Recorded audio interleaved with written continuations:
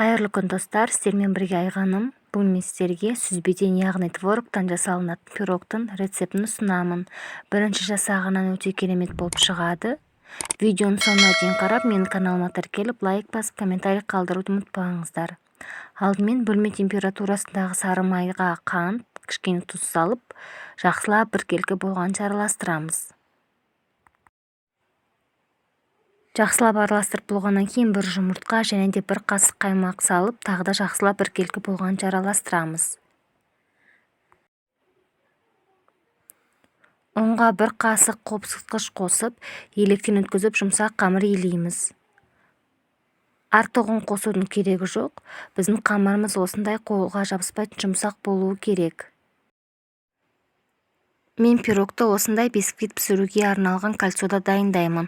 Астына фольганы төсеп алдым. Диаметрі 22 см. Қамырды осылай формаға толықтай тегістеп шығамыз. Біздің пирогтың қамыры дайын, енді салмасын дайындаймыз. Салмасына керек заттар тізімін мен төменге описанияға қалдырамын. Сүзбенің үстіне қант, қаймақ және де жүгері крахмалын, жұмыртқа, ванилинді қосып, жақсылап миксермен немесе блендермен біркелкі масса болғанша араластырып аламыз. Блендер немесе миксер болмаса, шанышқының көмегімен де жақсылап араластыруға болады.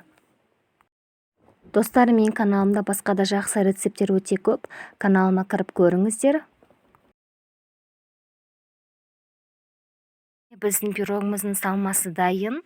Енді бағанағы қамырға осы салмасын құямыз. Ішіне кішкене жидектер қосуға болады, бірақ мен ештеңе қоспадым.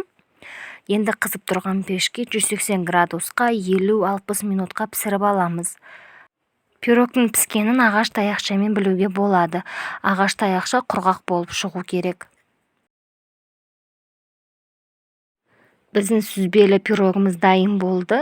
Алдымен бұл пирогты бөлме температурасына суытып алып, кейінірек холодильникке 1-2 сағатқа қою керек. Содан кейін ғана формадан шығарамыз. Достар, бұл пирогтың дәмі өте ұнады өзіме, дәмі ауызда ерейді. Сіздер де осы рецепт бойынша жасап көріңіздер.